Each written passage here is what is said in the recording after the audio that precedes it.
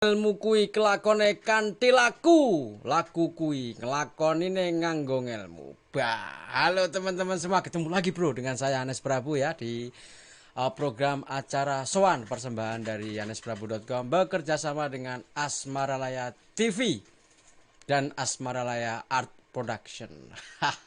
Oke teman-teman semua, jangan lupa ya sebelum memulai acara kita pada kesempatan kali ini, jangan lupa teman-teman semua subscribe ya. Subscribe dulu channel ini Asmaralaya TV, kemudian di like video-videonya, di komen. Dalam komen itu teman-teman tidak hanya komen jos dong. Teman-teman juga boleh usul kepada kita siapa kira-kira narasumber yang perlu kita soani, nanti kita soan.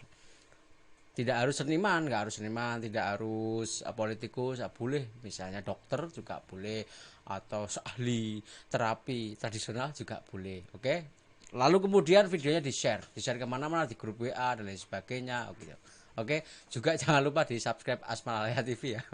Oke. Teman-teman, Asmaralaya TV apa mas? RHB ya, RHB officialnya juga di subscribe. Oke teman-teman semua, kita juga menerima sponsor atau endorse atau dukungan dalam bentuk apapun. Silahkan teman-teman semua bisa WA atau SMS di menghubungi nomor yang ada di dalam deskripsi.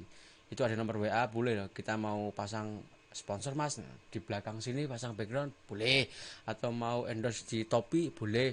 Karena selama ini sampai sekarang kita belum punya sponsor dan tidak didanai oleh siapapun, saudara-saudara. Ini hanyalah upaya pendokumentasian kepada tokoh-tokoh kita yang ada di Yogyakarta terutama. Mudah-mudahan kelaknya bisa sampai di mana-mana ya teman-teman ya. Gitu ya Pak Produs ya. Oke teman-teman semua, wah luar biasa sekali hari ini. Pada kesempatan kali ini kita akan bertemu dengan salah satu, kalau dalam istilah saya ini juga masuk budayawan. Budayawan dari satu sisi karena beliau adalah satu wartawan dan wartawannya sangat senior. Pengamatan saya udah lebih dari 35 tahun bahkan lebih beliau bergelut di bidang jurnalistik, kemudian sebagai redaktur di salah satu koran yang tertua, tidak hanya di Yogyakarta bahkan di Indonesia, salah satu saya bilang salah satu yang tertua. Terus beliau juga pengajar. Dulu ya proses kreatifnya tentu dulu pasti menulis fiksi, menulis non fiksi dan sebagainya. Ini multi talent nih bro. Ini adalah sosok yang selalu bagi para teman-teman tuh pasti yang hidup di Jogja itu pasti membaca koran ini. Tak sebut aja ya Pak Bro ya. Beliau adalah senior dari SKH Kedaulatan Rakyat Ayuk Yogyakarta Adiringrat. Siapakah beliau? Pindah kamera, dereng Pak Jayadi Kasto Kastari. Wah. Halo Pak Jai. Ya. Sehat Pak Jai ya? Alhamdulillah. Oke, terima kasih loh Pak Jai. Saya sama teman-teman sudah diperbolehkan sowan di Perpustakaan rumah. Di rumahnya Pak Jai. Sehat Pak Jai ya? Alhamdulillah. Oke. COVID-19 tetap berjalan dengan lancar ya? Jurnalistik ya Pak Jai di KR ya? Ya harus lancar. Harus lancar. Harus lebih kreatif. Orang jur melu prai beritanya ya. Harus lebih kreatif. Anak beritanya prai terus gimana mau menyampaikan berita COVID-19 kepada masyarakat atau Pak Jai? Betul. Oke Pak Jai. Selama kira-kira 1 jaman lebih nanti Pak Jai, mudah-mudahan ya kami akan menimba ilmu kepada Pak Jai terkait dengan serba-serbi jurnalistik, serba-serbi kehidupan di Jogja, sosial budaya, bahkan politik juga boleh.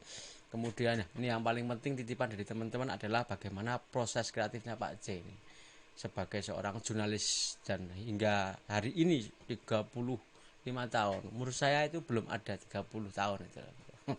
30 tahun deh ya. Saya belum ada 35 tahun. Oke Pak Jai, mungkin diceritakan dulu deh Pak Jai.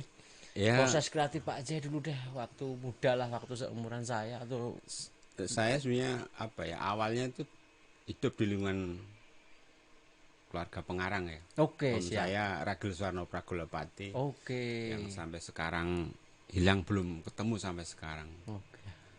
Hidup di lingkungan keluarga pengarang. Saya dari lereng Gunung Muryapati, Jawa Tengah. Dari Pati, Jawa Tengah. SMP sudah di Jogja, di di Ibu Payatan. Kemudian SMA ya di Taman Siswa, kuliah di Taman Siswa. Oke. Taman Siswa sudah saudara. Ya, Taman Siswa seperti sudah ngelotok. Proses seperti itu. Dan saya memang dari keluarga petani ke Jogja, hidup di lingkungan keluarga pengarang, konsekuensi belum tertarik menulis dulu, belum tertarik menulis, tapi lama-lama berkumpul dengan penulis, dengan pengarang dari berbagai kota dan sebagainya. Saya dari penulis freelance dulu semuanya. Oh ya, Freelance. nulis apa itu Pak J waktu itu? Kebanyakan reportase dan feature, berita-berita kisah. Itu mulai dari SMP. SMP tuh Pak J udah nulis, Bu. SMP sudah nulis. Bayangin, Bro. SMP sudah nulis saya. Oke. Tapi penulis freelance ya di koran Jogja, koran Jawa Tengah, kemudian Jakarta. Dan banyak juga ketika SMP justru malah membuat vignette apa ya, kayak sketsa Iya, itu. sketsa yang di majalah Zaman, majalah dekoratif. Intan, majalah Topik dan sebagainya. Oke. Nah, kemudian dari itu saya SMA sudah menulis fiksi, dari reportase yang sifatnya banyakkan apa fakta, kemudian ke fiksi. Saya ketika SMA ya nulis ya fiksi, misalnya di Renas yang masih di Brigjen Katamso, kemudian di Minggu Ini Suara Merdeka, kemudian di Jakarta juga.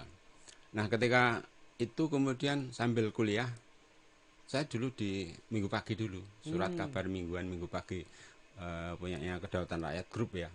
Ketika redaksinya masih di Jalan Solo. Oke. Sana kemudian lebih banyak nulis ya reportase. Oh iya. Bentar, tadi yang nulis tentang fiksi tadi SMA tadi cerpen ya Pak? Cerpen. Atau puisi? Cerpen. Atau cerkak Jawa itu? Bukan, cerpen ya cerita pendek. Oh iya, cerita pendek ya berarti. Saya cerkak malah belum pernah sampai sekarang. Oke. Puisi juga malah nggak nulis puisi ya? Puisi dulu awal-awal, tapi saya lebih banyak ke cerpen. Prosa ya? Ke cerpen itu. Kemudian ketika di Minggu Pagi ya nulis, saya otodidak ya. Jurnalistik pada awalnya saya otodidak. Oke. Ya belajar dari lingkungan, dari apa saja seperti itu. Banyak reportase, kemudian features. Nah, ketika 86 ya di Minggu Pagi itu, bahkan sebelumnya sampai 94. Oke. Kemudian 94 saya bersama, seingat saya dulu yang daftar di Kedaulatan Rakyat itu 300 orang dulu. Oh, jadi masuknya ke KR itu seleksi ya Pak ya? Seleksi. Oke. Ada seingat saya 300 orang yang daftar. Kemudian dari 300 itu wawancara tertulis tinggal, setelah diseleksi tinggal 100. Setelah diseleksi lagi 25. Dari 25 itu dari pihak KR sudah bilang, dari 25 ini nanti yang diterima KR hanya 15 orang. Oke. Dan di KR dari 25 itu diberi kesempatan in-house training di KR selama 3 bulan. Selama 3 bulan itu seingat saya nulis 312 judul tulisan. 312 judul tulisan. Itu sesuatu yang panjang loh itu. Nah, itu yang ketika apa ya, yang nyeleksi di KR. Loh, Anda kan belum jadi sarjana, waktu sambil kuliah, belum lulus dan sebagainya. Tapi tulisan Anda kan sudah seperti ini. Atau buku justru Anda sudah pernah nulis. Saya tunjukkan ini Pak tulisan saya. Saya kan punya kebiasaan buat dokumentasi. Seperti ruang ini kan penuh dengan dokumentasi tulisan-tulisan saya yang tulis apapun lah di dokumentasi itu. Saya bandel, saya tunjukkan ini. Wah, Anda nulis apa saja ya? Ini berita, ada reportase. Ketika di KR itu dari 15 itu, seingat saya dulu termasuk 5 besar. Lulusan terbaik 5 besar waktu itu. Ya, karena teman-teman yang dari 25 itu dalam perjalanan ada yang sudah gugur duluan. Iya, karena ada yang biasaan nulis opini, suruh nulis berita nggak bisa. Ya, seperti itu yang terjadi. Proses itu ya 94 itu sampai sekarang ya, dari apa reporter, kemudian saya sebagai redaktur utama. Sekarang redaktur utama itu tugasnya adalah mengelola edisi harian dan edisi minggu. Ya, saya pernah redaktur Sleman, pernah Kulon Progo, pernah Kota, pernah Panggung, pernah ya kayaknya Kaca, pernah Oase ya macam-macam lah seperti itu proses ya, seperti itu. Sekarang saya ngelola di rubrik Gunung Kidul sama Kulon Progo. Ya, itu yang hariannya Pak? Yang harian. Yang mingguannya saya yang ngelola ya, nyeleksi cerpen, nyeleksi puisi.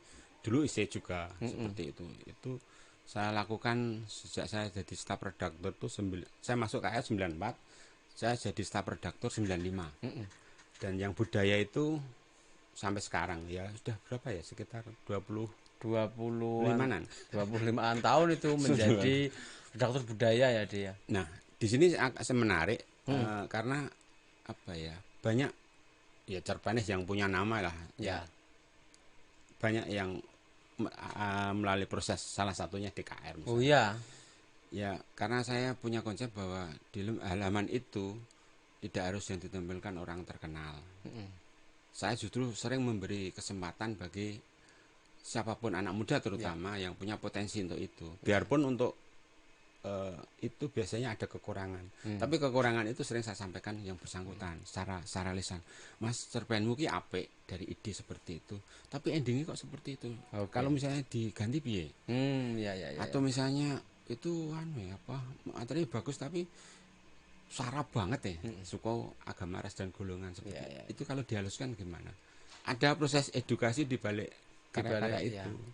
Ya banyaklah terpanis yang mungkin apa ya, saya tidak mengaku itu proses ikut membesarkan, tapi proses bahwa ada di balik layar itu seperti itu. Tapi memang gitu kok Pak Jai, setahu saya saya kan juga nulis sastra juga toh Pak. Memang ada semacam rarasan dari teman-teman semua ya, mau tidak mau kalau kita membicarakan tentang sastra, baik base data maupun apa namanya tuh nama-nama penulis ya data itu tadi, data nama-nama penulis, data kekaryaan, wajib harus menengok KR Group gitu loh. Karena mau tidak mau ya, kalau yang disampaikan Pak Jai tadi, justru KR ini membesarkan juga banyak seniman di Yogyakarta khususnya, karena ya Yogyakarta dan Jawa Tengah dalam pemetaan saya itu pasti harus melalui KR dulu, karena KR ya salah satu kawah condro di muka untuk berkompetisi Pak, melahirkan karya-karya. Misalnya saya juga pernah terlibat dalam beberapa buku antologi itu, yo tetap saya harus melihat KR sebagai salah satu alat untuk memetakan teman-teman penyair atau teman-teman budayawan. Bahkan reportase kegiatan juga sangat yang berhubungan dengan budaya loh, itu banyak banget yang dari KR. Itu satu yang luar biasa menurut saya Pak. Saya kira itu apa ya, realitas yang sesungguhnya ya. Saya itu ini punya data berapa ribu ya Pak Jani punya data tulisan beliau semua dari tahun ke tahun, dari ini banyak awal banget sampai teman-teman ya sampai sekarang lah ada. Jadi teman-teman saya kalau butuh data kalau butuh data atau butuh riset, saya pikir perlu deh ke tempatnya Pak Jayadi. Beliau ini mendokumentasikan seluruh peristiwa budaya yang pernah beliau tulis, dan rapi banget di clipping per tahun. Bahkan satu tahun ada bulanan tuh Pak ya. Bulanan. Dan 97, 99 lengkap banget tuh teman-teman. 99 ada periode bulan A, Januari ke Juli dan sebagainya. Teman-teman boleh kesini kalau mau cari data apa aja ada tuh Pak. Ya selama ini yang saya tulis ada. Saya dulu kan umum, kemudian kesenian, terus balik lagi ke umum. Jadi dari wartawan itu general dulu, kemudian spesifik. Setelah itu jadi redaktur, jadi staf redaktur akhirnya harus secara umum harus mengetahui. Dan memang di media itu kan salah satu tantangannya harus, makanya katanya Anda udah berapa lama di media? Saya itu baru berapa ya 35, 36 tahun lah, baru. Kenapa saya katakan baru, bukan sudah. Kalau sudah itu orang merasa menjadi senior. Oke, siap. Meskipun Jani ya senior. Ya senior. Tapi kalau saya baru ya 35 seperti itu kan tahun di media. Kalau baru itu kan konsekuensinya harus belajar. Di media itu ya setiap hari saya harus belajar. Tidak, saya jarang melakukan, saya senior. Nah, saya baru belajar menguasai persoalan baru. Begitu juga kesenian kan seperti itu.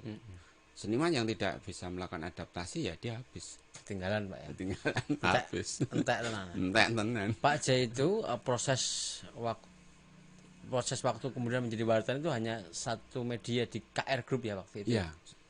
Karena di Jogja ya yang tertua sih bro. Kalau ditawari berbagai media sebenarnya banyak. Tapi saya tidak mau. Tidak mau bilang media mana gitu ya. Atau enggak mau juga ikut ke sana ya. Padahal Anda nanti gajinya lebih besar loh, kedudukannya lebih besar. Tapi saya tidak mau seperti itu. Kenapa Pak? Ya, kalau saya kan proses kreatif ya lama itu kedaulatan rakyat. Oke.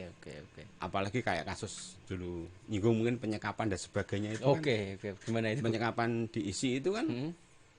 Saya pertama yang memang saya tidak terima penyekapan itu, akan saya tuntut ke pengadilan, saya bawa ke meja hijau. Ya betul, yang lain mungkin memaafkan, saya tidak maafkan. Itu kasus apa Pak itu waktu itu? Penyekapan diisi. Karena pemberitaan. Ospek, iya pemberitaan. Pemberitaan. Ya panitia melakukan sesuatu yang menurut saya kurang manusiawi, tapi dilakukan itu saya tidak terima. Biarpun itu yang diperlakukan itu bukan adik saya, bukan tetangga saya, tapi saya harus membela sesuatu yang benar seperti itu. Ya konsekuensinya berhadapan dengan itu. Dan kasus kekerasan terhadap wartawan itu kan sudah sering. Kalau hanya dibiarkan dia akan terus, tapi harus dilawan. Biarpun untuk proses itu butuh waktu 1 tahun lebih. Dan kenapa saya setiap ada KR, karena satu, waktu kasus seperti itu pimpinan beri dukungan. Ya akhirnya disediakan pengacara. Bahkan saya sebelum kasus itu selesai, DJT tidak nulis tidak apa-apa, tetap kami gaji. Pimpinan seperti itu. Itu kan artinya memberi perlindungan juga. Maka ketika beberapa media menawarkan, Mas pindah wae, nanti gajimu lebih besar loh. Terus jabatannya lebih tinggi. Saya tetap tidak tertarik ya. Tidak tertarik. Jadi KR itu bagi Pak Jai itu kesimpulannya boleh nggak kalau saya menyimpulkan bukan hanya sebagai tempat pekerjaan, Bung. Sudah seperti keluarga ya, Pak ya? Iya, sudah keluarga. Sudah seperti family, jadi hubungannya sudah sampai sana ya. Seperti itu, dan ya kalau sekadarannya cari uang ya bukan semata-mata di media itu, tapi ya itu menyangkut dedikasi, loyalitas. Ya, ya bener, loyalitas itu. Ya seperti itu. Nek golek duit, kos-kosannya duit ya. Golek lemah, golek. Loh, ya harus seperti itu. Oh iya betul, Pak. Jadi memang ya itu ya intinya ya teman-teman semua ya. Jadi proses kreatifnya Pak Jai itu lama banget ternyata, karena kalau dihitung udah 35 tahun, 36 tahun lah. Sekitaran itu menjadi seorang jurnalis itu totality yang sangat keren gitu loh.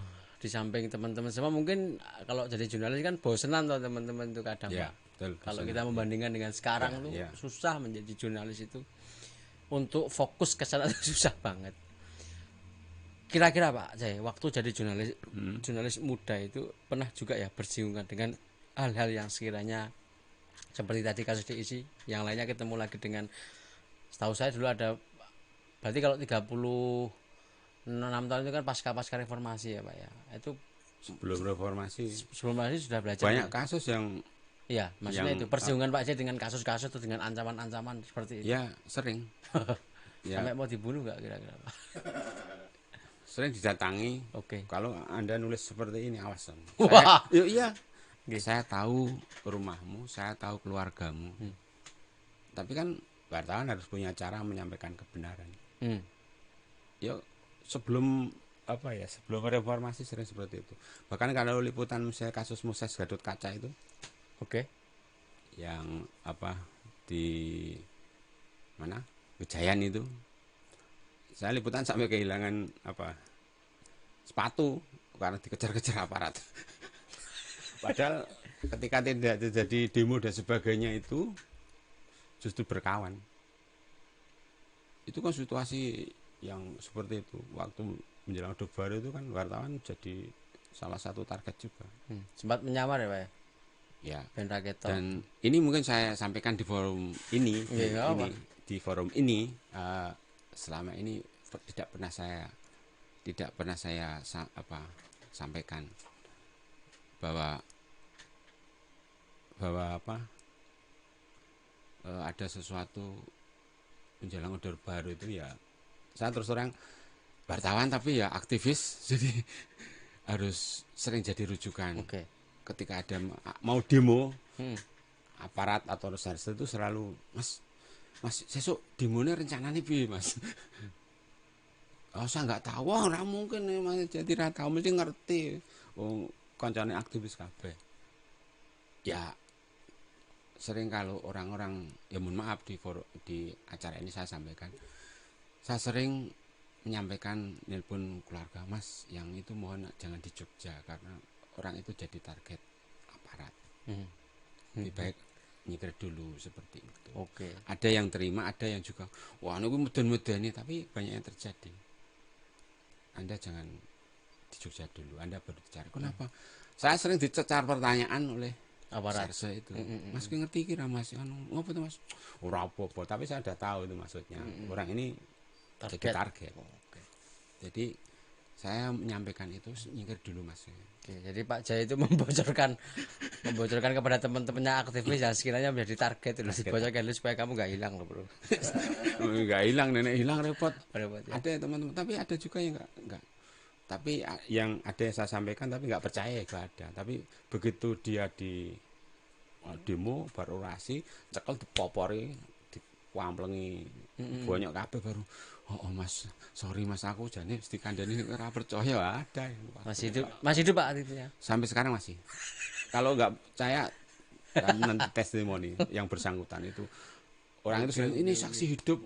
Aku bisa mati nih dia seperti itu. Jadi ya kaitan seperti itu saya tetap nggak tega. Teman-teman yang kira mau diciduk, mau saya kasih. Soal saya kasih informasi kemudian tidak mau ya semonggo. Ya, oh iya Pak, kembalikan lagi ke teman-teman aktivis yang lainnya ya. Yang lain, ya ada juga teman-teman aktivis ya akhirnya ada yang ikut apa jadi politisi dan sebagainya. Tapi saya nggak tertarik politisi. Jadi ketika lo kok karo ini Mas, Mas, aku NU apa nunut urip. Dengan itu teman-temannya Pak Jaya waktu itu juga banyak ya jadi politikus. Ya sampai sekarang banyak lah teman-teman tahu. Nek ketemu ya NU nih, ya aku nunut enggak Pak, tapi kok Pak, apa namanya tidak jadi politikus pun kalau menjadi jurnalis itu tetap akan tahu dan terlibat juga dalam konstelasi politik, pasti tahu lah. Ya tahu. Karena ya salah satu pilar dari demokrasi itu kan tetap adalah satunya adalah dunia pers, Pak. Ya betul.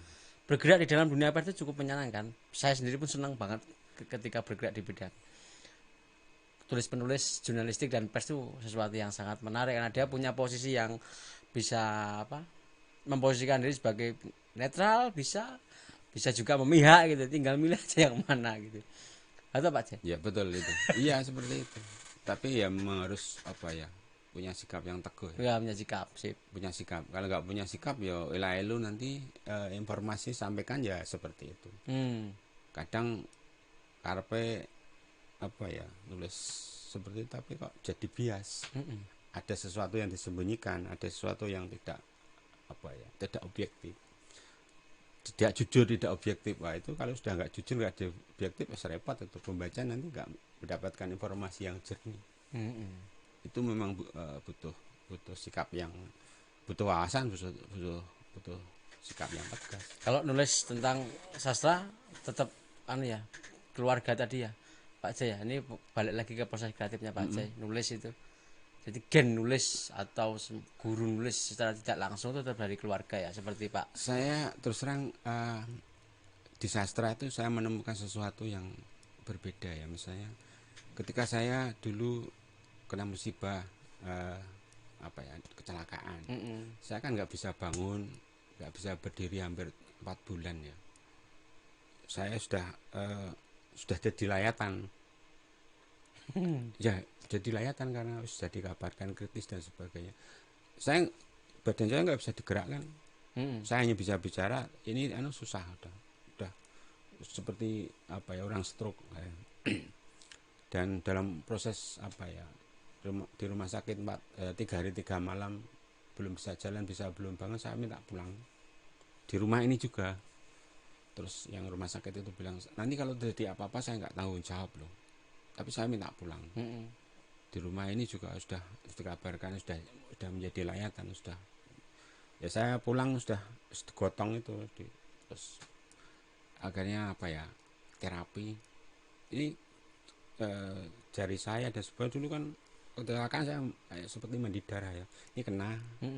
Sini kena, ini juga operasi sini kena, udah ini kuku saya juga copot dan sebagainya. Dalam proses perjalanan pengobatan itu ketika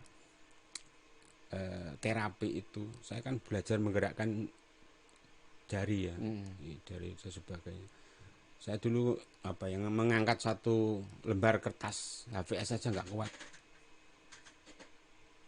Dan dalam proses terapi itu saya ya menulis satu cerpen itu kupu-kupu menyerbu itu 1 hari itu saya hanya berhasil menyelesaikan 1 alinea. 1 hari hanya 1 alinea. Setelah itu saya sudah nggak kuat, sudah apa ya, sudah badan sudah lemes semua, sudah harus pikiran sudah Itu saya Ngetik pakai laptop satu itu hari. ngetik. Ya itu hanya Satu hari ini ya. satu hari hanya satu alinea. Saya mau nulis A di sini itu nggak bisa langsung A, harus lewat sini dulu. Padahal ya satu alinea seperti itu. Itu ya nggak cerpen yang entah buruk entah baik, tapi itu proses terapi seperti itu, belajar itu sambil tiduran itu sudah belajar, ini bisa digerakkan, ini sudah bisa, ini sudah bisa gitu. Saya kan dulu terapi 1 minggu 2 kali di daerah Prambanan, hampir 1 tahun ya seperti itu.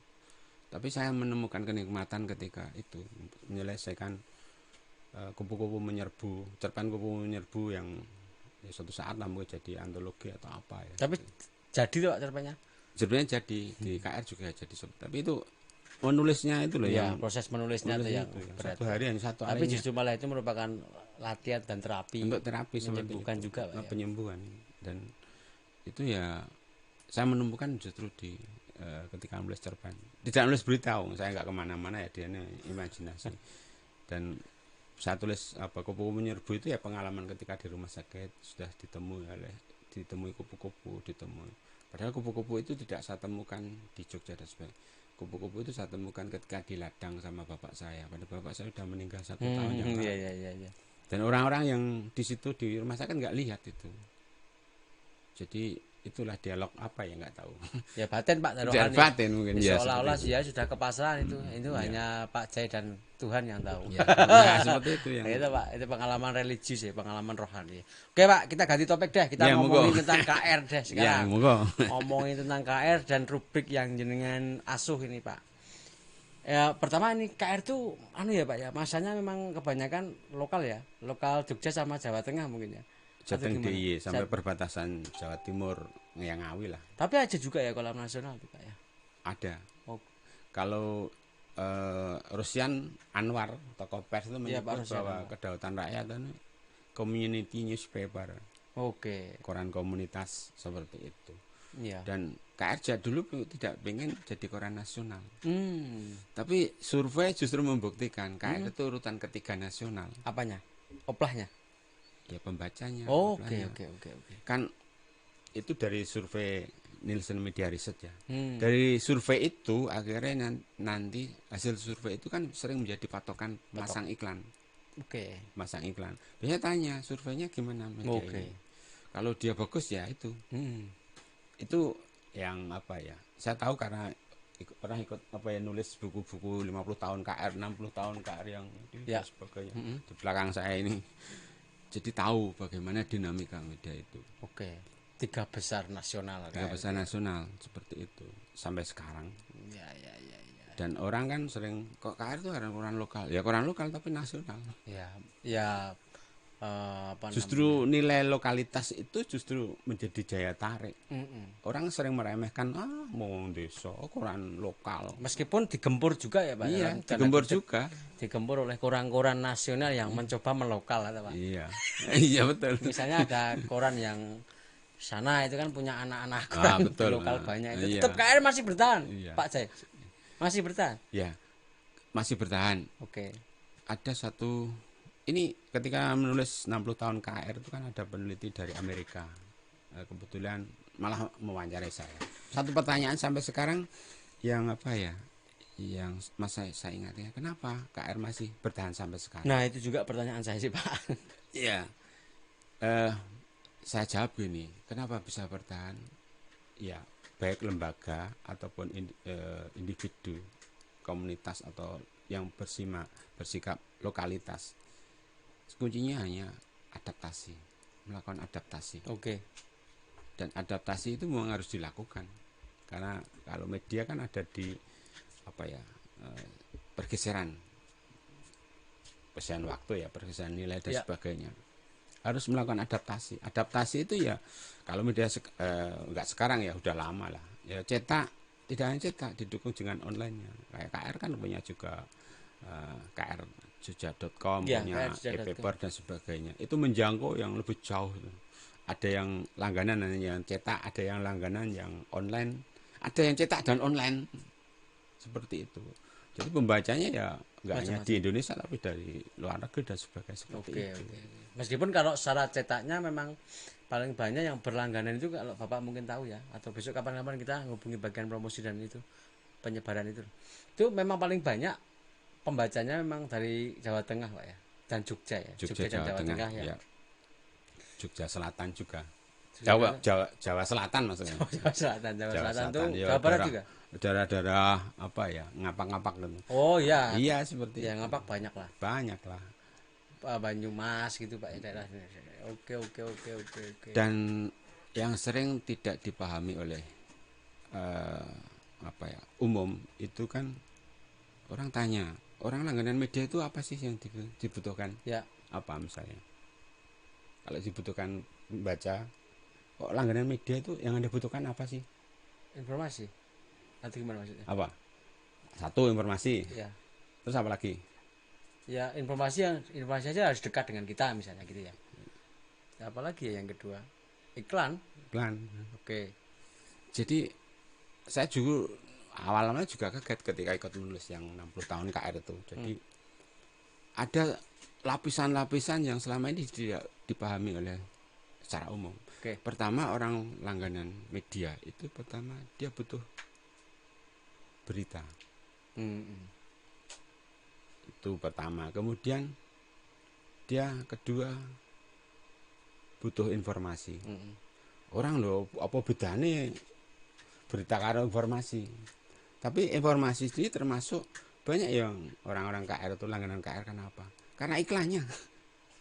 Bukan karena beritanya. Ada yang seperti itu. Dan itu ketika menulis buku itu kaget juga. Masa langganan hanya karena iklan? Iya, karena iklannya, Mas. Itu itu. Orang, kalau berita informasi biasa, tapi karena iklannya. Kemudian yang ketiga adalah jaringannya. Jaringan ini ya nggak terlihat, tapi ya orang kan sering bersama KR harus sukses. Ya. Jadi apapun bersama KR harus sukses. Itu artinya kan jaringan seperti itu. Ada, ini mohon maaf. Jadi ada misalnya narasumber, Mas, saya minta ditulis di KR ya. Kalau saya kasih bonus yang di KR Group gimana? Oh enggak, saya di KR saja. Oke. Maksudnya tahu, jadi satu grup tapi dia hanya milih KR, tidak yang misalnya skocinya KR misalnya. Hanya seperti itu. Aneh itu. Dan ada juga yang pembaca yang saya ingin mendapatkan informasi tapi kemasannya kedaulatan rakyat. Ya kalau KR kan sejak dulu ya, dulu kan dikatakan KR ki kurang kurang berani dan sebagainya. KR itu kan butuh tidak hanya menyampaikan informasi, tapi ketika dia menulis tidak hanya logika tapi rasa. Rasa Yogyo ki harus ada di situ. Oke. Dan itu memang ibarat masakan mungkin bahannya sama ya, tapi kokinya beda, nilai rasanya beda. Di KR tetap sampai sekarang masih menjaga misalnya ngono ya ngono ning aja ngono. Sebenarnya banyak contoh tapi enggak saya nanti kalau enggak direkaman ini saya ceritakan yang karena nanti kalau didengar enggak enak. Ngono ya ngono ning aja ngono.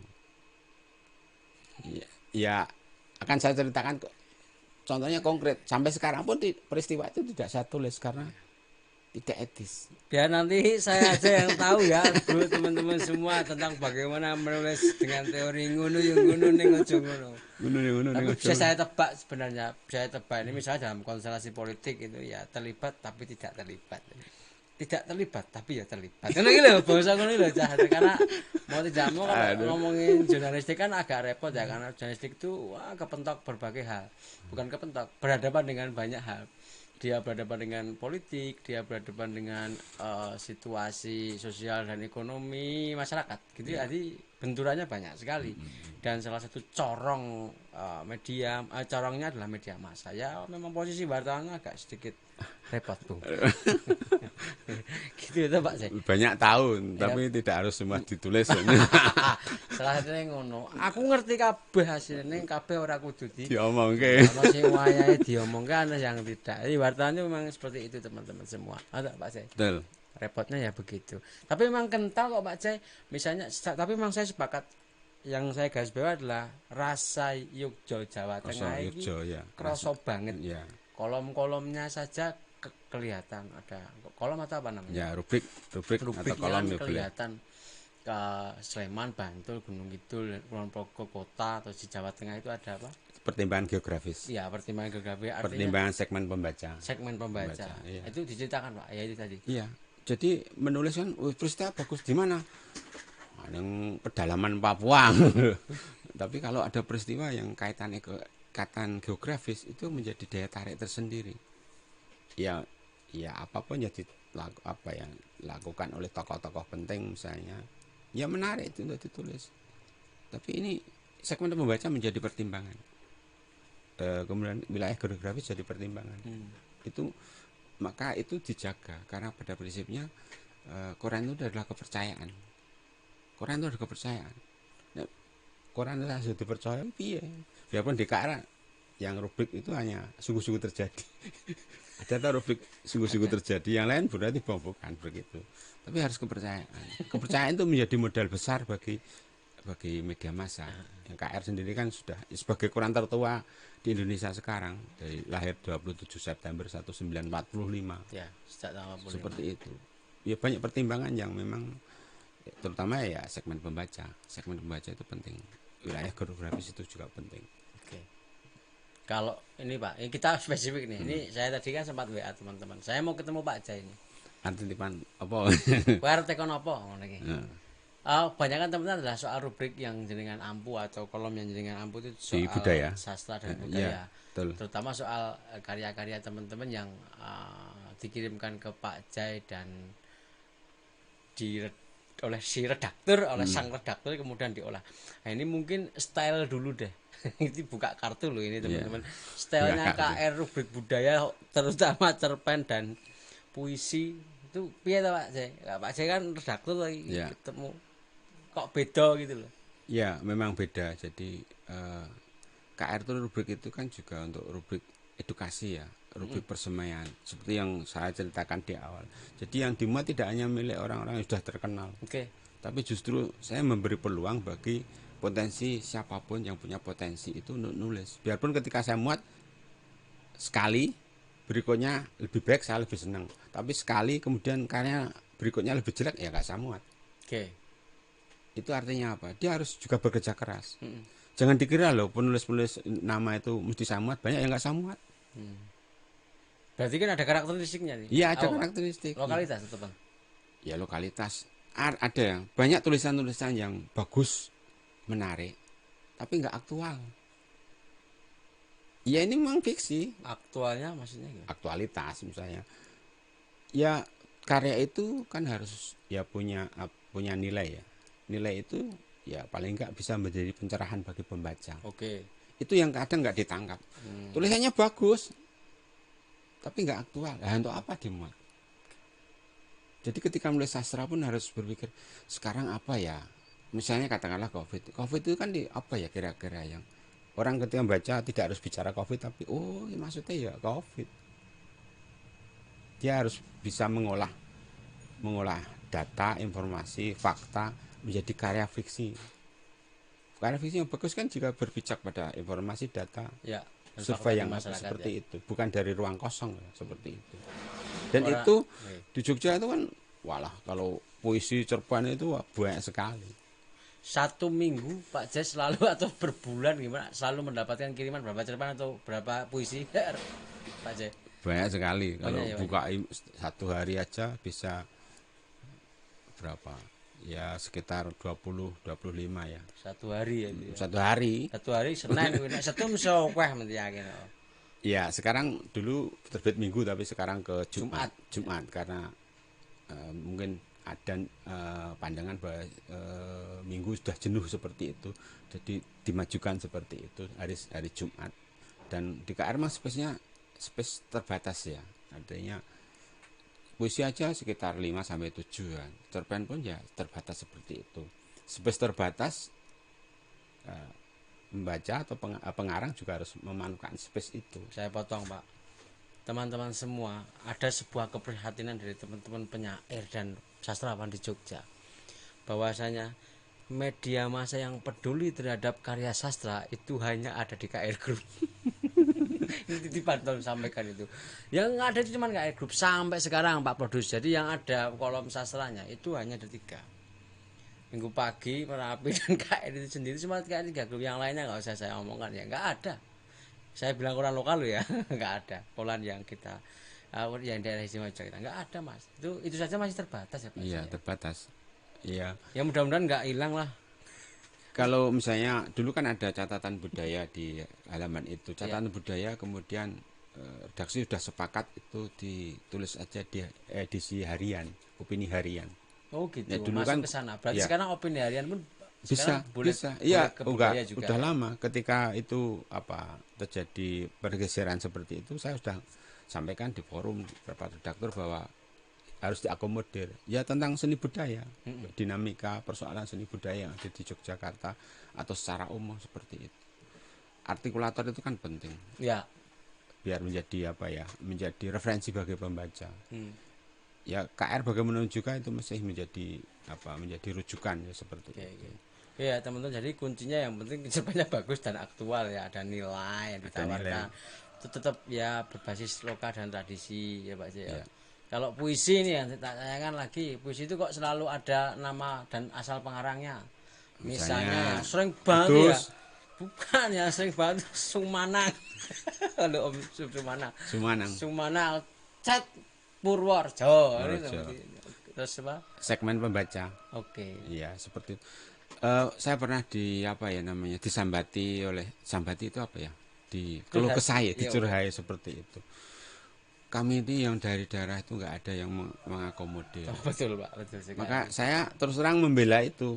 Ya apapun halaman Jogja tidak harus dari Jogja, bisa dari mana saja seperti itu. Iya. Bahkan kenal saya pun tidak jaminan saya muat loh. Ingat, kenal saya tidak jaminan dimuat. Bahkan kenal pun dong enggak. Jelek tetap enggak sama. Jangan mencoba-coba Anda mengirimkan melalui email pribadi ya. Atau melalui Facebook jadi inbox. Apalagi Mas saya kirim nulisan yo ngopo. Biar kowe. Yo ngopo. Yang muda aku nek gelem ngono ngirim terus aku kadang-kadang. Jadi teman-teman semua Pak Jeni termasuk orang yang objektif ya, tetap melihat kualitas karya ya Pak. Iya, kualitas karya itu penting. Karena itu menjadi pertaruhan sing jaga rubrik ki sapa. Nek karya jelek kemudian saya muat, itu akan menjadi kayak ngono kok dimuat. Bahkan ada yang rekomendasi dari pimpinan atas pun tetap enggak sama. Ini saya buka di sini loh. Rekam dari itu saya nggak saya muat karena kadang ini kok dimuat aku isin. Kalau ini dimuat lebih baik saya nggak usah jaga rubrik itu aja. Nolong teman juga enggak Pak ya? Enggak juga. Nolong teman juga enggak. Kalau misalnya pengen nolong teman itu begini. Ada beberapa. Saya pengen nulis. Oke. Saya kasih ide. Oke. Tulisan. Mas, ide ini tentang ini loh, seperti ini. Banyak saya lakukan. Tapi bukan berarti kan yuk terus selesai enggak. Dan justru itu menjadi media edukasi karena dia, iya kenapa ya persoalan ini nggak tertangkap oleh saya seperti itu. Ini loh ide nih Mas. Itu tidak hanya di sastra loh, di seni rupa. Ya. Bahkan sekarang jadi kurator besar dia. Awalnya dari seperti itu. Ya ide ini loh Mas, ini loh apik ini. Seperti itu. Tapi ya biar bagus ya aja cara referensi dan sebagainya. Tetap kualitas karya. Kualitas karya ya. Kualitas karya itu penting. Ya, di situ kalau misalnya Pak J ingin subjektif ya tadi itu ya mungkin soal menuruti selera menuruti pasar KR ya, misalnya Purworejo ya kudu tak muat lah tulisannya penyair Purworejo atau Tegal dulu itu ada Ekotunas dan gitu ya, atau Ekotunas Tegal berarti Pak Purworejo ya. Tegal ya, atau penulis mana Kebumen siapa namanya Bumen itu. Itu memang sengaja ya Pak supaya ada semacam ya pembagian atau adil dan sebagainya, sengaja ya Pak. Biasanya kualitas terus terang dia kualitas ya, kemudian aktualitas itu ya. Ya aktualitas itu kan tidak hanya di berita tapi di karya sastra juga perlu seperti itu. Ya itu menjadi menjadi penting dan visi halaman. Saya itu sebenarnya udah lama mbok diganti wae. Pimpinan ojo ganti gimana maksudnya? Aku rasa jago halaman kuwi ganti yang liyane biar terjadi regenerasi gitu loh maksud saya. Tapi wajar itu menjadi pertaruhan rubrikasi, pertaruhan medianya juga seperti itu. Ya kan, rumit sih Pak. Tidak hanya dia hanya berteori tapi juga dia harus berkarya, harus tahu. Rumit sih Pak, kalau harus diganti siapa ya wartawan KR yang kemudian juga mohon maaf nih juga menulis fiksi pasca Pak Jai dan Pak Arwan mungkin ya dulu Iya, ya. iya, Ada betul. Pak Arwan Tutiarta almarhum dulu. Setelah itu siapa yang nulis? Saya belum ada dia. Iya. Memang harus bisa teori, bisa harus apa namanya? Praktek ya. Artinya. Iya, Dia harus juga kayak referensi, kayak ya praktek juga artinya. Ya pemetaan juga dia Iya, kan harus tahu tuh Pak. pemetaan seperti itu. Bahkan saya kadang ini ada beberapa penulis yang apa ya? Seperti Mas Heru Kusawamurti almarhum itu. Mas, kok nulis untuk KR to Mas? Anu itu aku iki lagi nggarap nggo naskah drama KR apa nulis cerpen ki urung kepikiran. Mas tapi saya pesen loh Mas. Karena ya butuh waktu 2 bulan. Oke, berarti Pak Jai pernah pernah juga by request ya? Ya seperti itu. Karya sastra by request pernah Ya, di media. seperti itu. Karena udah lama sekali Mas Oke, Heru itu jenis cerpennya yang bagus, Ya, tapi nggak nulis lama, nggak pernah nulis karena selalu naskah drama. Mas akhirnya nulis juga. Ada yang sutradara teater yang dulu cerpennya tapi butuh waktu 1 tahun. Saya tahu itu. Pak Puntung. Untung itu 1 tahun lebih itu saya minta cerpennya seperti itu. Iya. Saya ada Langsung bisa tak tebak Mas, langsung bisa tak tebak. ada ya seperti itu. Ada yang penyair, ini sebenarnya mereka yang bersangkutan itu bagus kalau nulis cerpen. Kenapa nggak nulis cerpen? Hanya puisi aja. Saya akan mat kalau Anda nulis cerpen. Seperti itu. Menantang, Yang bersangkutan tertantang, dan ini aku ditantang seperti itu. Kalau jelek kan juga izin toh. Seperti itu. Saya sering ini siapa ya kira-kira yang menarik seperti itu. Ya, itu bentuk apa ya silang karya juga. Tidak hanya yang mudah, tidak hanya karya yang dimuat hanya kiriman, tapi saya juga siapa ya ki. Ya, Atau misalnya by request lah. Iko Triyono Cerpen terus ya. iya apa itu coba pendek-pendek sering Mas didawake Mas iki mbok dialognya apa deskripsinya dipertegas apa settingnya diperjelas. Oke. Ada yang satu karya jamuat itu hanya butuh waktu revisi 3-4 kali. Oh gitu. Iki apik Mas, tak kayak waktu seminggu sanggup ra. Oke. Oke Mas, kok orang seperti yang saya harapkan, kok seperti ini. Gerem lagi ada saya 3-4 kali iya. Wah, itu luar biasa Pak itu. Biasanya tidak semua redaktor punya seperti itu loh. Maksudnya terjadi atau diskusi antara redaktor dan pengarangnya. Jadi kalau cerpennya bagi Pak Jai itu iki jane apa ini kurang dawa Mas. Aduh iki jane apa ini tambahi dialognya kurang ini Mas. Itu ada proses ini diskusi bagus, Pak Jai. ini misalnya itu bagus itu. Plotnya bagus tuh seperti ini. Masa yang dianu seperti itu tentang ketidakadilannya mana? Misalnya seperti itu harus dieksplor itu ketidakadilannya seperti itu. Oh iya, saya nggak terpikir Mas. Ya, itu harus dianu seperti itu. Coba Anda revisi lagi seperti itu. Kalau yang tadi Bapak redaktor itu pasti menghubungi beberapa penulis juga sih. Ya kalau dalam istilahnya ada yang menyebut sebagai by darling atau by request. Jadi itu pengalamannya beberapa redaktor juga gitu Pak. Saya pernah baca atau pernah berstatement tuh orangnya. Ya kadang-kadang saya memang meminta penulis yang sudah senior selain menghidupkan dia supaya ada wacana baru lah. Kayak kulinane kan nulis puisi jajanan nulis cerpen atau penulis yang terkenal ya strategi pemasarannya juga biar pembacanya lebih banyak misalnya gitu. Misalnya kalau makanya saya curiga Pak kalau di koran nasional itu ya masa sih sekelas maaf nih sekelas apa di Joko Damono kok nulis sih di media ini pasti saya curiga ini pasti minta ini pasti redaktornya mesti njaluk mosok sih Om Puntung kok nulis cerpen ramu kon iki mesti dijaluk misalnya ngono itu kan wajar ya dalam orang kreatif itu kalau yang bersangkutan pernah cerita apa? Enggak Pak saya tetap berpikir begitu Mas Puntung kok Pak Puntung kok nulis cerpen ya atau dia nulis ngene iki mesti iki Pak Jem mesti njaluk kecurigaanku begitu ya Mas Iman ra mungkin nulis ning KR katakanlah gitu ya ini Mas Iman nulis ning KR nulis cerpen biasa Mas Iman nulis puisi biasa abang nulis cerpen kadang itu cerpennya apa mungkin puisi didawake ini bisa juga makanya saya curiga hal kayak gitu tuh mesti by darling loh dan penulis yang bersangkutan ini biasanya berdasarkan kepercayaan ki njaluk sapa to ki ngerti cerpen seperti itu oke artinya Wah, sing njaluk ora ngerti cerpen kok njaluk. Ah, seperti itu mesti. Mas, mbok nulis anu. Ya memang kadang ketika apa ya, muatan-muatan seperti itu, wah ini perlu penyegaran nih. Penulis ini seperti ini. Kadang Mas nulis anu Mas. Tapi kemudian temanya saya tentukan, Mas, tema ini loh. Oke. Karena ini menarik, ini bla bla bla. Kira-kira aku yang dulu dari ya yang seperti ini dan seperti oh ya gitu ya. Ide seperti itu. Kalau tema-tema cerpen, tema-tema puisi tetap masih bebas ya. Ya bebas. Tapi Pak, saya tetap ada apa ya? Nah itu Pak, Ada dibocorin, Pak. kausalitas ya. Nah itu yang Ada gimana? hubungannya dengan apa sih sekarang jadi keresahan masyarakat? Oh iya iya iya. Apa yang jadi keresahan masyarakat? Ketidakadilan apa yang sekarang terjadi? Nah, seperti itu. Kalau ngangkat tema-tema lokal, kebudayaan lokal atau apa jenenge mitos tetap boleh ya Pak ya, Ya, meskipun boleh tetap aja. dikorelasikan dengan situasi sekarang. Iya seperti itu. Ya seperti itu. Kan kemampuan mengemasnya seperti itu. Space pendek, kemampuan nulisnya harus apa ya? Banyak yang bisa nulis panjang tapi nulis pendek nggak bisa. Ada yang nulis nggak bisa muat karena Mas iki apik ngene. Wah, nek ku dipotong yo elek kowe ya wis rasa tamat. Kalau puisi yang bahasanya update-update gitu atau yang gimana Pak? Ya Kan apapun. ada itu Pak Jay, koran-koran nasional ya bahasanya itu absurd banget. Nah, saya metani dengan teman-teman atau saya pernah ngobrol lama dengan Mas Iman tuh bahasanya geduran kayak kuntul mabur ning langit. Ini paling geduran ditirake. Tidak membumi.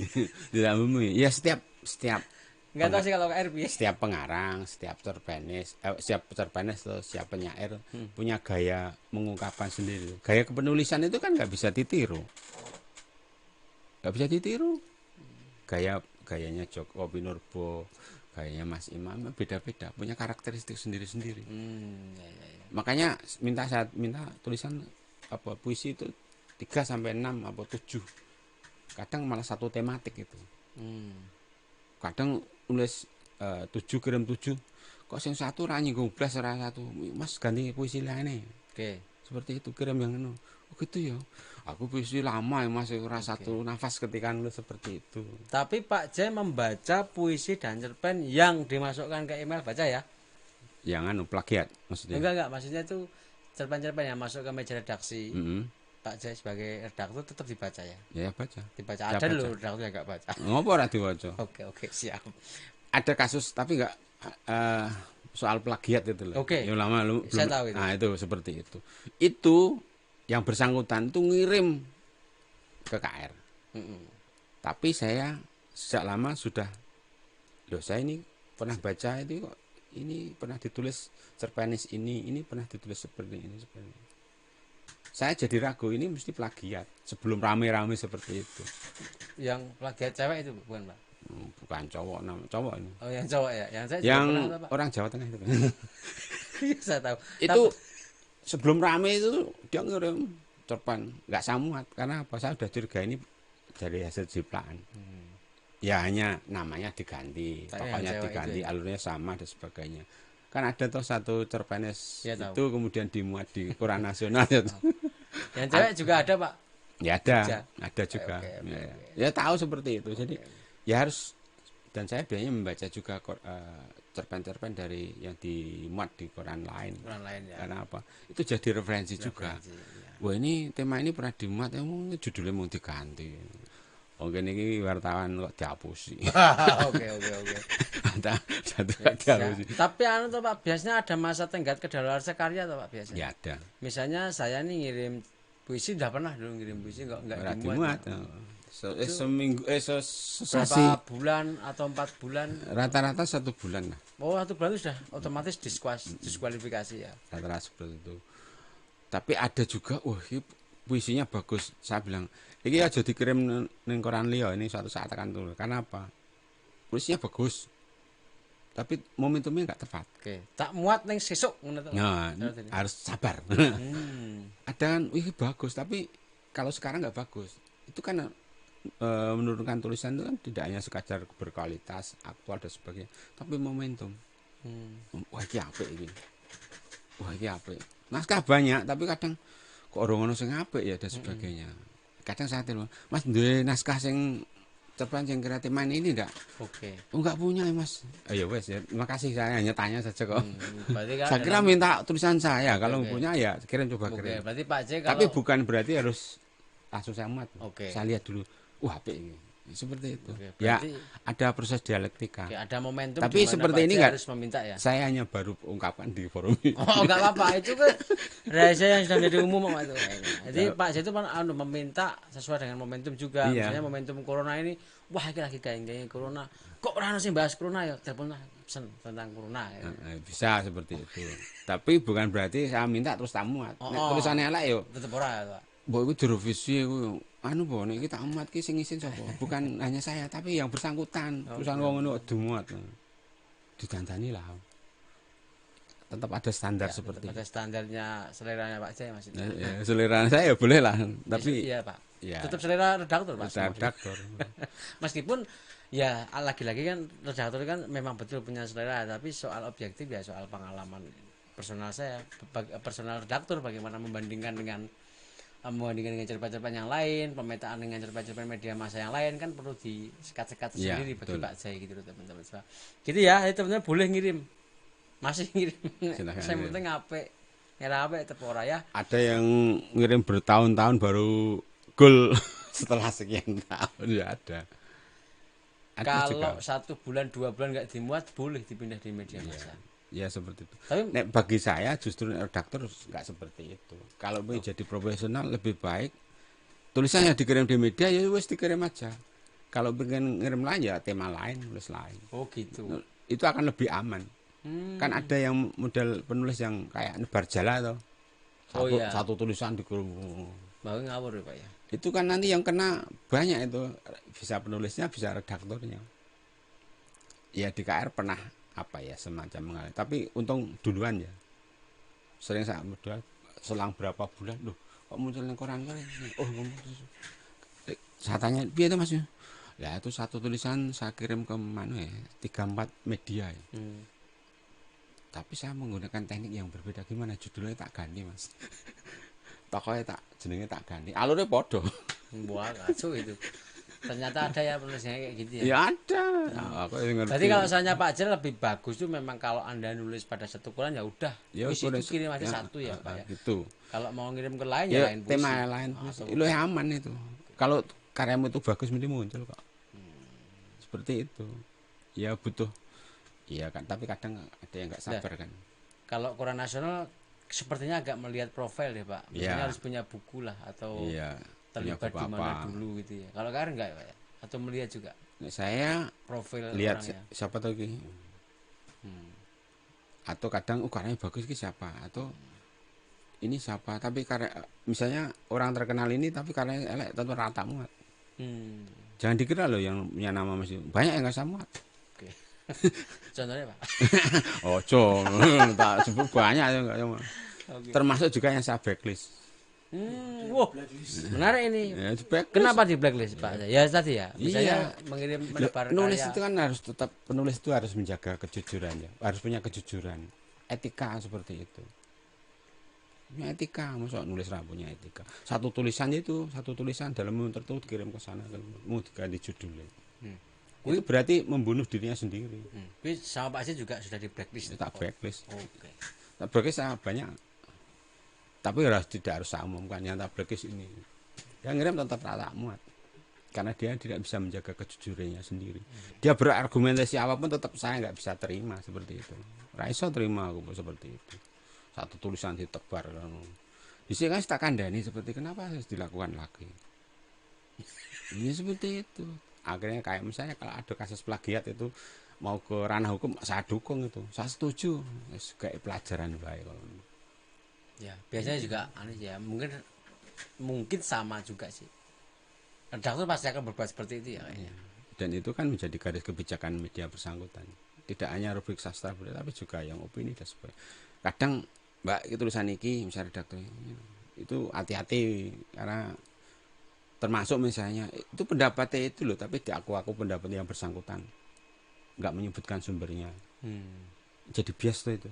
Seakan-akan pendapat orang lain diaku dirinya oleh siapa. Dengan sama pendapatnya gitu Pak ya. Iya. Misalnya Harusnya kan kalau itu tetap diolah merujuk misalnya mengacu pendapatnya siapa kan tidak mengurangi apa ya rasa respect pembaca pada penulisnya. atau pertanggungjawaban moral lah istilahnya. Kadang yang dilupakan ini etika. Etika betul. ya apik ya randa etika ngopo. Itu jadi masalah itu nanti. Jadi masalah.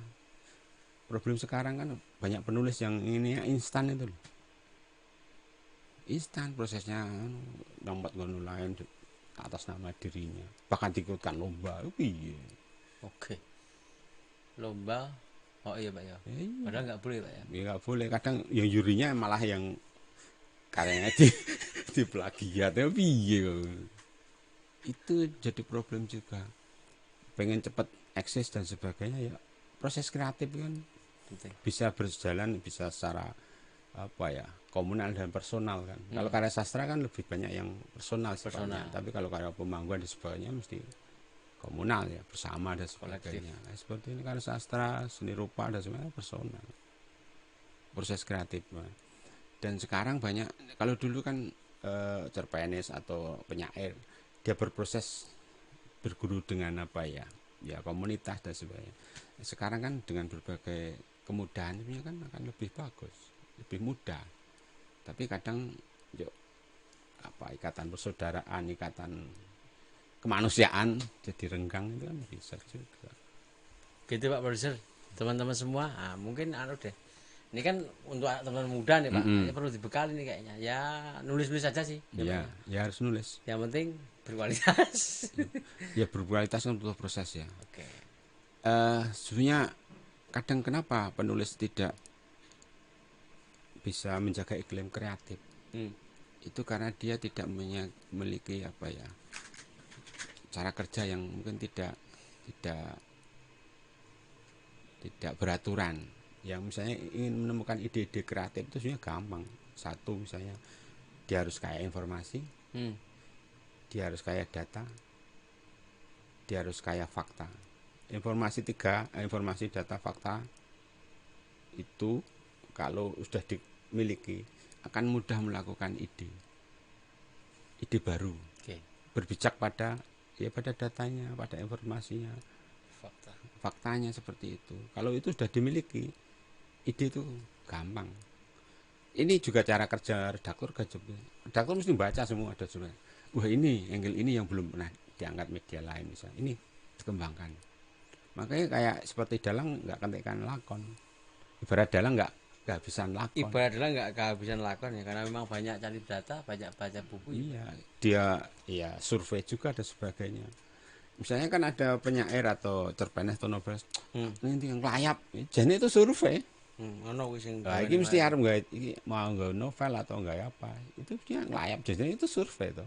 Mungkin dengan tokoh tertentu dan sebagainya. Ya memang seperti itu. Kerja kreatif. Tapi cara kerja ya memang apa ya kreativitas kadang ya beda-beda ya ada yang ya cara menulisnya ketika habis subuh ada yang ya seperti itu. Bahkan di tengah himpitan deadline dan sebagainya punya cara sendiri-sendiri itu Pak, yang bisa menemukan yang bersangkutan teman-teman muda juga malah matur nuwun Pak terhadap KR Pak karena ya satu-satunya tadi media massa yang menyediakan ruang bersastra itu ya KR itu yang cetak loh Pak. Kalau yang daring sekarang udah pada mulai Pak. Sekarang udah pada mulai meskipun dalam wujud honornya juga terbatas. KR honornya berapa Pak sekarang Pak kalau membicarakan honor menulis puisi Pak? Menulis puisi? Puisi apa cerpen? Ya puisi dan cerpen dong. Puisi iya, berapa? Cerpen bisa nggon traktir sak omah lah. Saya nggon traktir sak omah tuh angkanya berapa itu kira-kira? Iya, berarti saya tuh orang. Traktir apa dulu? Ayo katakanlah ini contoh misalnya sungguh-sungguh terjadi. Oke. Sungguh-sungguh terjadi we honore 50.000 kok. Padahal hanya satu alinea. Toh. Bisa membandingkan toh. Sungguh-sungguh terjadi yang halaman satu itu kecil itu loh pojok itu. Kalau puisi tergantung kolomnya atau apa? Iya tergantung sing honori. Yang honori kan ada Mas ini sebenarnya Mas. Oh, gue kurang tambahin. Oh gitu. Saya sering diminta pertimbangan. Mas sebenarnya kurang yung ya saya yang minta ya tambahin. Gitu. Wah, ada juga kayak gitu ya? Iya. Oh, jadi pertimbangan besar dan tidaknya tergantung sapa sing nulis barang sebetulnya. Iya kadang standar kan semene. 150 lah puisi ya. Ditambahi lah Pak cerpen sampai 500 enggak Pak ya? Enggak sampai ya. Puisi siapa lagi? Puisi paling 300 nyampe enggak Pak? Hampir-hampir ya. Aku rata nulis puisi ya soalnya karek. Loh. Kira-kira Pak nggak nyampe ya? Nggak sampai. Oke, ya teman-teman begitulah ya. Ya, tapi nggak apa-apa, supaya bagaimanapun juga kan salah satu bagian dari perjalanan menuju seorang penyair itu harus menulis di media massa. Iya, media massa. Begitu konon katanya. Dan menulis pun kan tidak hanya orientasi untuk nominal tuh. Oh betul. Eksistensi. Ya, eksistensi. Iya, eksistensi. Tidak hanya orientasi nominal, eksistensi. Oke. Eksistensinya harus apa kan? Pak Jai, kalian masih aman ya Aman. terhadap perkembangan zaman ini di sela-sela Sampai saya digitalisasi? bicara ini masih aman. Di sela-sela digitalisasi, di sela-sela online semua, media daring semua, sedangkan KR barangkali sampai hari ini masih mengandalkan oplah cetak ya. Masih aman Pak ya, atau tetap mengalami penurunan Pak? Setahu Pak Jai. Ya aman itu. Aman ya? Aman. Kalau nggak aman ya itu penandanya gampang kok. Kalau koran ya, iklannya masih bagus itu berarti aman. Tapi koran nggak ada iklannya sudah gulung tikar. Itu paling gampang. Sama kayak televisi atau media lain. Kalau iklannya masih bagus ya itu masih aman. Isunya KR agak sedikit goyah ini. Goyah apa nih? Enggak ya Pak Jai? Memang ada gempa. Oh iya, masih ada gempa katanya. Sebagian tanahnya kerowak katanya. Bisa dijual bagian tanahnya katanya. Enggak ya? Enggak. Menurut saya ya sampai sekarang aman. Hah? Nggak tahu yang mengatakan nggak aman nggak tahu. Oh gitu. Isunya Orang apa luar dengar- kan biasa gitu tuh. Oh, dengar-dengar isunya baru digoyang gempa nih, tanahnya hilang sebagian. Enggak bener Pak ya? Tanah di mana itu? Enggak, ya enggak tahu ini kan bahas perumpamaannya kan gitu. Enggak ya Pak ya? Hanya Tahu saya masih aman. aman ya. Oke, kalau aman ya aman Nah, aja. kalau aman ya amin toh. Oh, aman ya, amin. Ya. Nah, dengar-dengar sih sempat ada isu miring ini tentang KR nih, KR stagnan gitu. Satu, yang kedua apa namanya? Merambah ke pasar yang online-nya itu agak lambat gitu. Enggak juga Pak, tetap bikin Enggak juga. platform online. Oh, Oh iya mau dari luar Jawa juga banyak. Yang Oh, iya, e-paper ya e-paper ya. paper ya. Kan Paper iya, dijual tuh, Pak? iya berlangganan. Hmm. Kan orang sering luar hanya lihat lihat apa namanya jebone kan jadi nggak Oh, tahu. maksudnya jebul gedung KR sing lawas. Gedung lawas itu memang itu dipertahankan. Oh, rapor kurang didet lho, ngawur guys. Oh, KR ke Sugih bangsane. Wes. Lho itu mah gedung harus dipertahankan. Heritage ya nggak Jadi bisa. kalau itu. ada isu penjualan aset tuh ngapusi itu kayaknya ya. Atau gimana juga nggak tahu sih. Menurut saya masih aman saya sampai sekarang aman. Oh saya masih bisa tertawa kan bisa aman. Bisa tertawa, masih bisa menggaji karyawan KR yang MM-an atau. Iya, makanya seperti itu. Dan ya bagi media ya harus setiap saat harus melakukan adaptasi, Oke, lakukan inovasi seperti itu. Ya. Apapun yang terjadi. saya pikir masih bertahan kalau kita masih berinovasi Pak. Iya, inovasi. Satu hal misalnya seniman atau siapapun kalau dia tidak memiliki kegelisahan, itu berarti sudah mandek, mengalami stagnasi. Siapapun loh. Kalau sudah tidak memiliki kegelisahan, Debar di sini. Ya.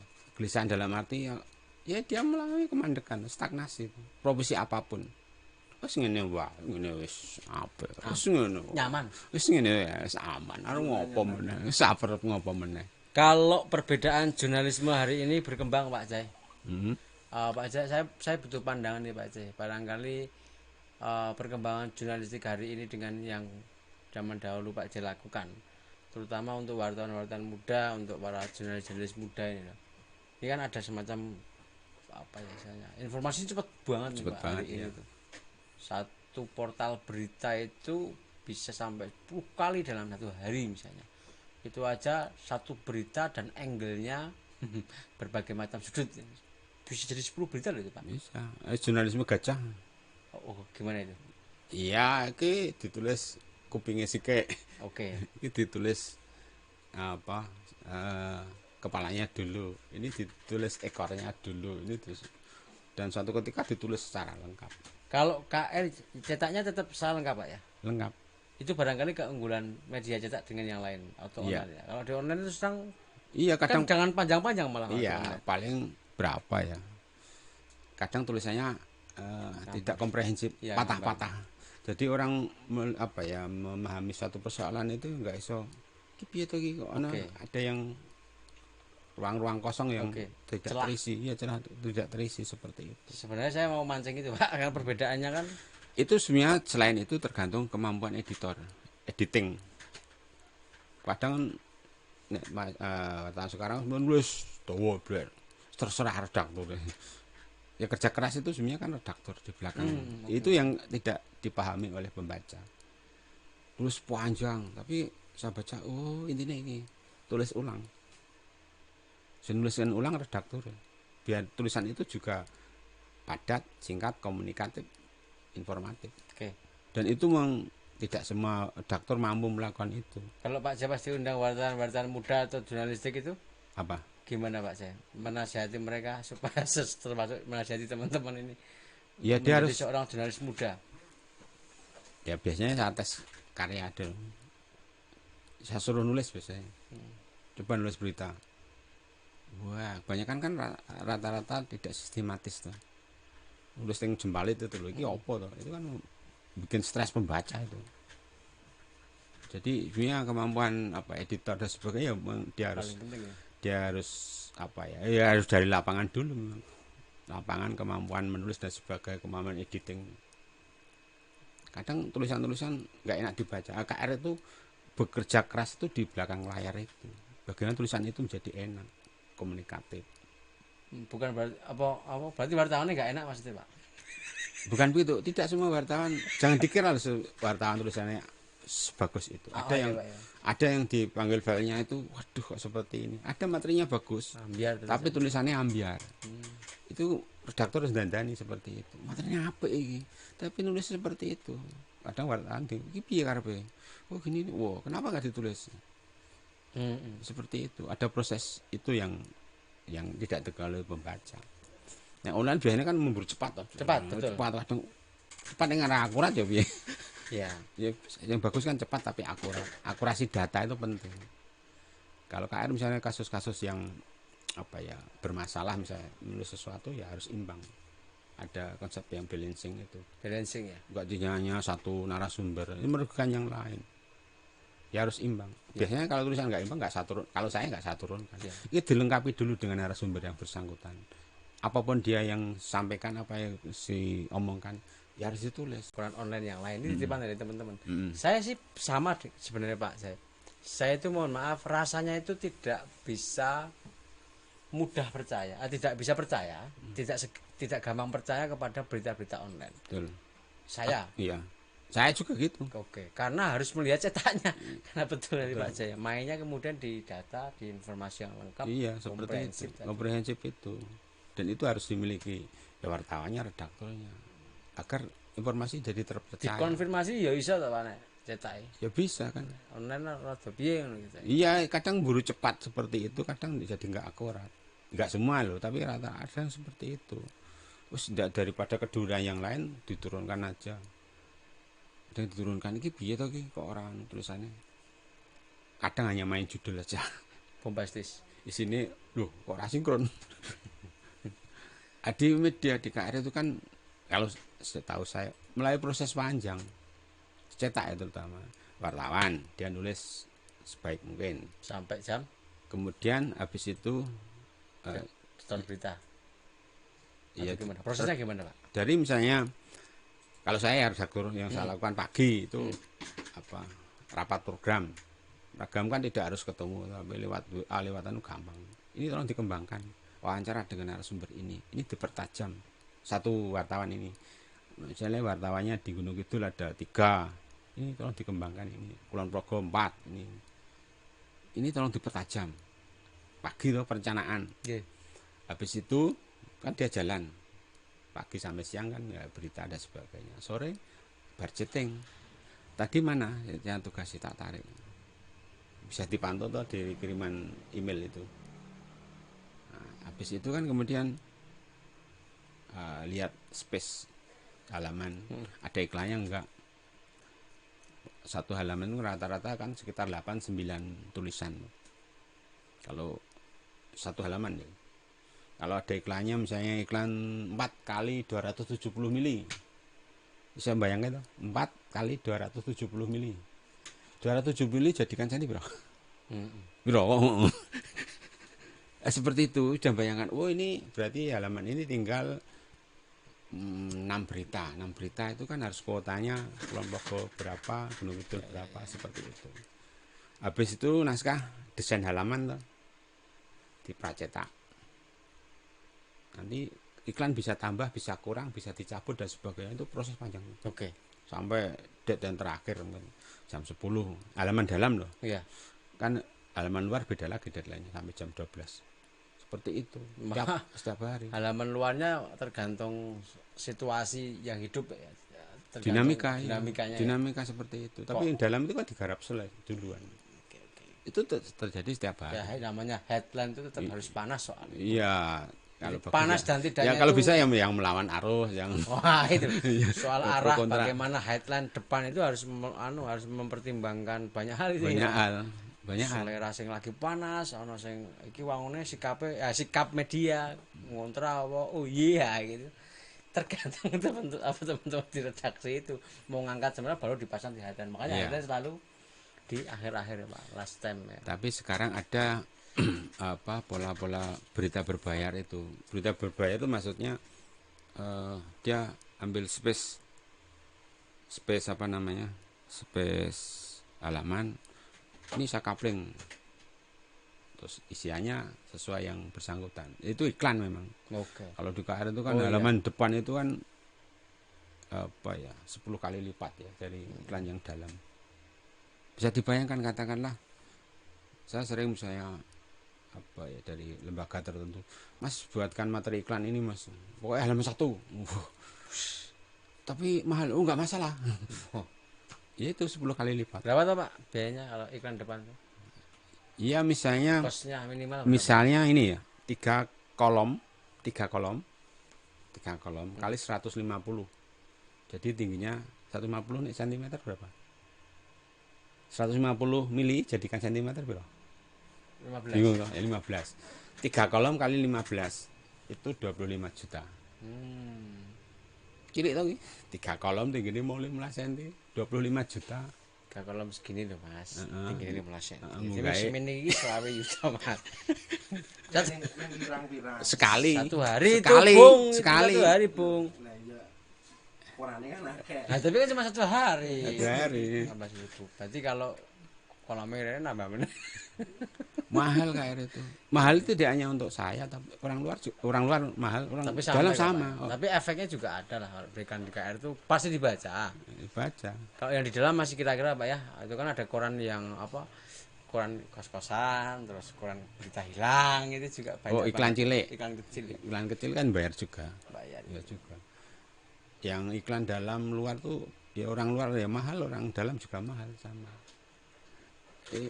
Efektivitas itu karena pembaca kan ya berlapis lagi, ada yang butuh berita, butuh informasi, jaringan itu yang yang mahal artinya ya. Misalnya dari mana KR, oh ya KR gitu.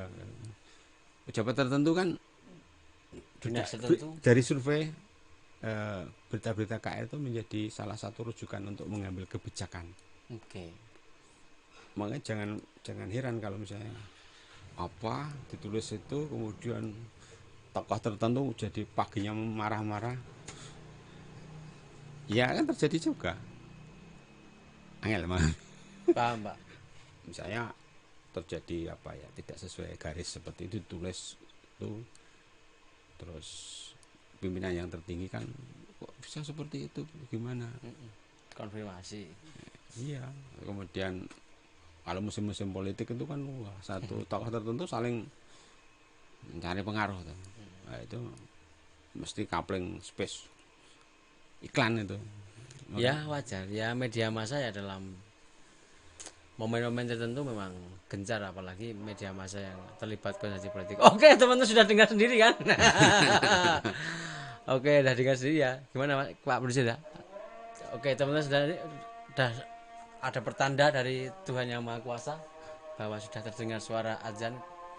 Pak Jai, ya, yakin ya media massa cetak masih tetap hidup ya di sela-sela perkembangan zaman hari ini Pak Jai?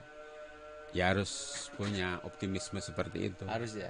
Oke. KR Ya KR sebagai ukuran tertua kan tetap harus punya optimisme. Ukuran tertua di Indonesia sekarang loh. Iya. Bukan salah satu tapi tertua. 27 September 1945. Nah, seperti itu. Harus punya optimisme. Oke. Karena media punya segmen sendiri-sendiri. Oke. Punya segmen pembaca sendiri-sendiri maksudnya. Begitu teman-teman semua. Kita udah ngobrol panjang lebar nih soal jurnalisme, soal proses kreatifnya Pak Jai, soal jurnalistiknya KR, bagaimana ciri khas, bagaimana tadi sesuatu yang diampu tadi ya, apa puisi dan cerpen yang diampu oleh Pak Jai, terus kemudian membicarakan banyak hal terkait dengan dunia jurnalistik kita khususnya di Jogja. Saya pikir itu ya Pak Produser ya. Oke teman-teman semua, Pak Jai, saya sama produser dan teman-teman mengucapkan terima kasih ya Pak Jai. Ya. Sudah diberikan kesempatan untuk soal di sini teman-teman semua, mudah-mudahan bermanfaat. Ya. Dan ini harus kita akhiri teman-teman, kalau kita ngobrolin panjang lebar dengan Pak Jai itu nggak akan selesai-selesai. Kenapa? Karena bisa ngomong ke politik Pak Jai pasti paham, karena beliau adalah salah satu tokoh pilar dalam demokrasi tadi. Orang jurnalistik kan pasti mudeng. Oke, kapan-kapan kita sambung lagi ya Pak Jai dengan tema-tema atau bahasan tertentu. Pak Jai masih berkenan mengisi workshop ya? Ya, sering. Oke, masih berkenan juga ngisi teman-teman boleh menghubungi Pak Jai kalau masih mengisi workshop tentang jurnalistik, workshop menulis, apapun, prosa, puisi. Juga jangan lupa teman-teman semua, saya sarankan dolan ini Pak Jai ya. Banyak arsip ternyata ini, yakin. Saya juga baru tahu setelah kesini. Ternyata Pak Jai ini mengarsipkan semua tulisan-tulisan beliau, bahkan buku-bukunya juga paham, kesaksian beliau tentang bagaimana perkembangan Jakarta, saya pikir juga mengerti.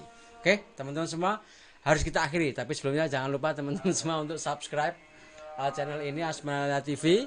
Kemudian like, komen, dan share. Juga jangan lupa kita juga menerima sponsor dan endorse, dukungan apapun itu bentuknya, nomor ada di deskripsi. Silakan teman-teman bisa menghubungi produser kita. Oke, teman-teman semua. Oke ya, produser ya.